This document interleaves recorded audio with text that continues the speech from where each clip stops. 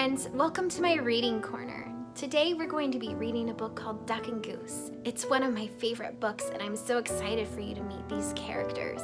I hope you enjoy this story as much as I do. Let's begin. Duck and Goose, written and illustrated by Tad Hills.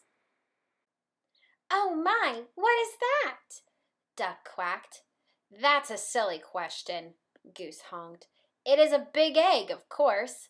Of course it is an egg, I know that, huffed Duck.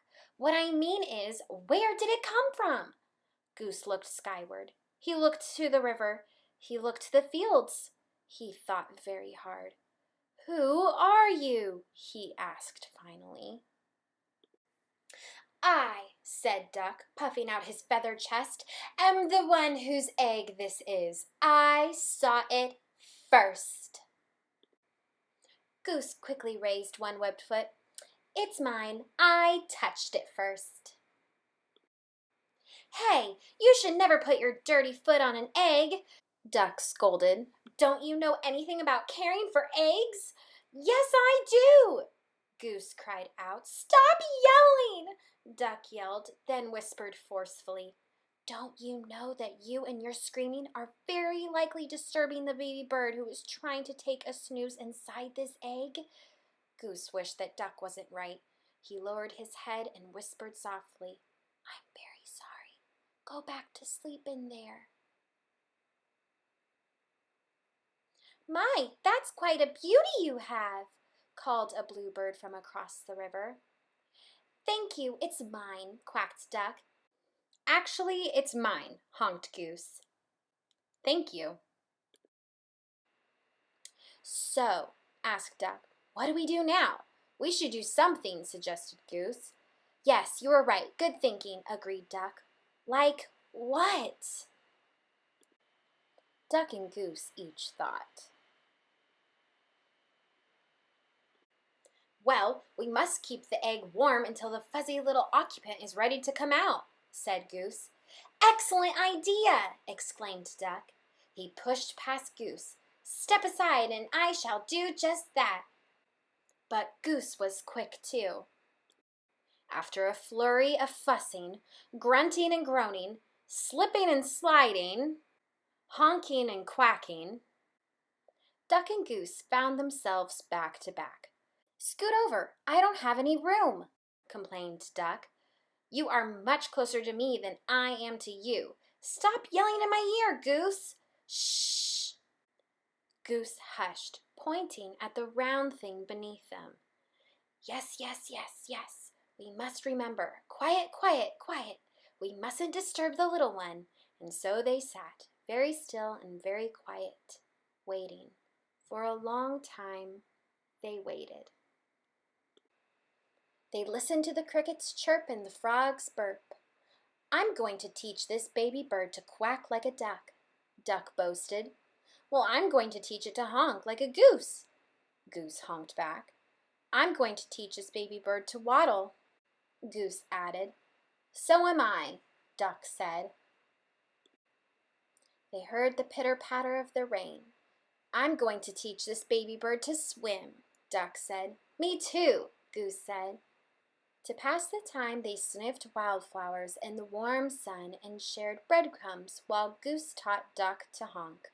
They watched the sunset in the sky, and Duck taught Goose to quack. They counted the stars in the night sky. Let's teach our baby to fly, said Goose. Good idea, said Duck. I'm sure our baby will be a fast learner, said Duck. If it takes after you and me, I'm sure you're right, agreed Goose. Together they waited until... Did you feel that, Duck? Duck nodded. Yes, did you feel that, Goose? Goose nodded. It's time, Goose, it's time, Duck squawked. Quickly, Duck slid down and started running in circles around their egg. What should we do now? He hollered. I think we should remain calm, Goose yelled back. Excuse me, a little voice called out. Duck stopped. In all the exciting confusion, He had failed to notice the bluebird kicking their egg. "Can I play too?" she asked. "Play? This is no time for play," yelled Duck. "This is no time for games," yelled Goose. "And what's with the kicking?" "I was only trying to get your attention," said the little bird. "Well, you've got it," Duck huffed. "False alarm, Goose. Back to work. Can't you see that we are very busy here?" Goose explained to the bluebird.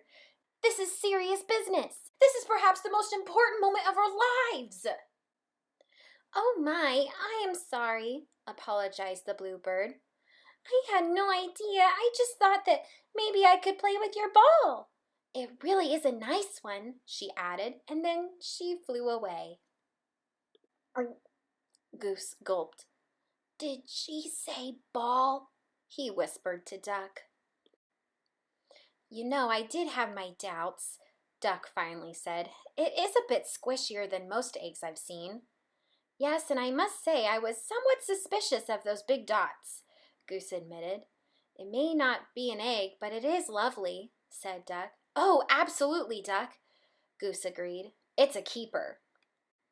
As the crickets chirped, the frogs burped, and the grass swayed in a gentle breeze, Goose quacked and Duck honked, and the ball bounced, rolled, and sometimes even flew. Reading is one of my favorite things to do, and it can be really exciting discovering new stories and characters. Now it's your turn to share with me. Who was your favorite character? Was it Goose, Duck, or the bluebird? That's mine too!